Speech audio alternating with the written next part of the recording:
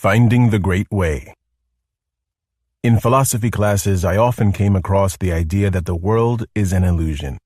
I never really knew what that meant, although it sounded deep. But after 2 decades studying moral psychology, I think I finally get it.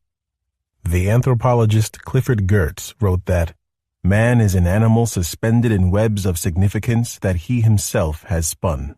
That is, the world we live in is not really one made of rocks, trees, and physical objects. It is a world of insults, opportunities, status symbols, betrayals, saints and sinners. All of these are human creations which, though real in their own way, are not real in the way that rocks and trees are real. These human creations are like fairies in J.M. Barrie's Peter Pan. They exist only if you believe in them. They are the Matrix from the movie of that name. They are a consensual hallucination. The inner lawyer, the rose-colored mirror, naive realism, and the myth of pure evil.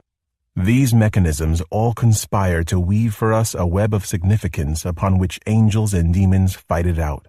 Our ever-judging minds then give us constant flashes of approval and disapproval, along with the certainty that we are on the side of the angels.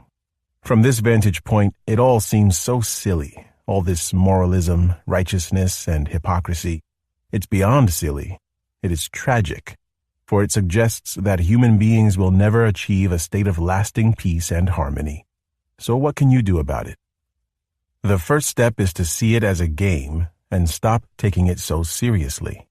The great lesson that comes out of ancient India is that life as we experience it is a game called samsara. It is a game in which each person plays out his dharma, his role or part in a giant play. In the game of samsara, good things happen to you, and you are happy. Then bad things happen, and you are sad or angry. And so it goes until you die. Then you are reborn back into it, and it repeats. The message of the Bhagavad Gita, a central text of Hinduism, is that you can't quit the game entirely. You have a role to play in the functioning of the universe, and you must play that role. But you should do it in the right way, without being attached to the fruits or outcomes of your action.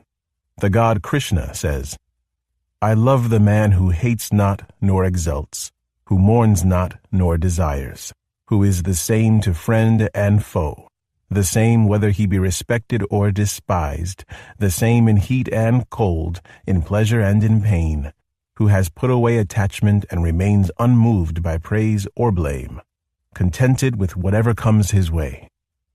Buddha went a step further. He too counseled indifference to the ups and downs of life, but he urged that we quit the game entirely.